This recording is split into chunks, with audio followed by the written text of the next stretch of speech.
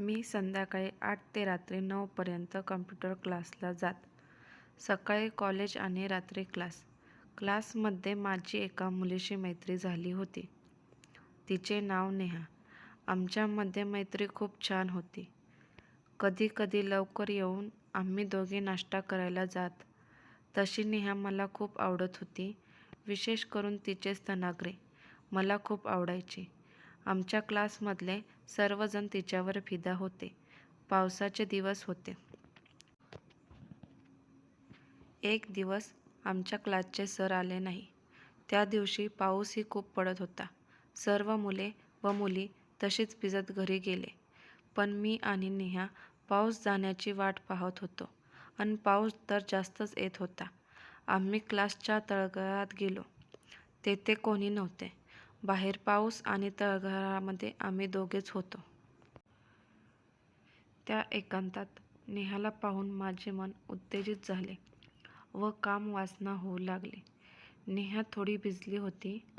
त्यामुळे तिच्या ड्रेसमधून तिचं अंग दिसत होतं.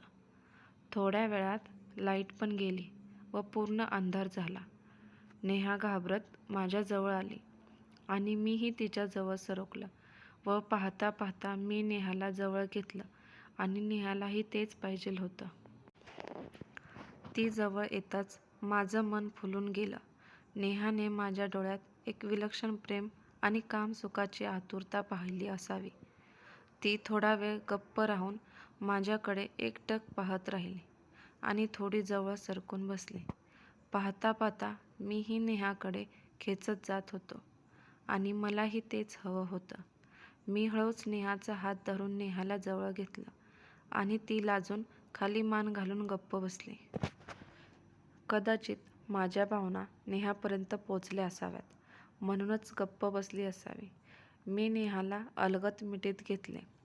नेहाला भावपाश घेताच माझं मन भारावून गेलं. नेहाला गच्च मिठी मारली. नेहाच्या गरम गरम स्पर्शाने माझे लिंग ताठर झाले. नेहाच्या होठाचं अलगद एक चुंबन घेतले. नेहालाही खूप छान वाटलं. तिने मला प्रतिसाद देत आपले होठ माझ्या होठामध्ये देऊन माझ्या होठाचा रस पीत होती. माझा एक हात नेहाच्या छातीवर ठेवला आणि उरोज हळूच कुरवाळू लागलो. माझा पण लिंग खूप ताठर झाला होता. नेहाच्या उरोजावर हात फिरवत फिरवत नेहाच्या छातीवरचे वस्त्र दूर केले. तीही खूप उत्तेजित झाली होती. तिची उरोज खूप गोरे पण मोठे होते. ती नाजूक दिसणारी लाल कलरची बोंडे मला ती चोखण्यास भाग पाडत होती. मी एक हात नेहाच्या उरोजावर ठेवत एक उरोज माझ्या तोंडात घेऊन चोखू लागलो. नेहाचा एक चित्कार मला तिच्या उरोजामध्ये जाणवत होते.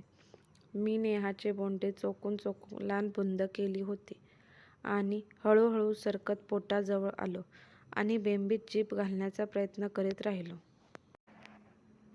पण दुसरा हात योनीवर फिरवत तिची निकर दूर केली. तिची ती नाजूक योनी आणखी मला उत्तेजित करत. मी नेहाच्या योनीत बोट घातलं. ती खूप उत्तेजित झाली.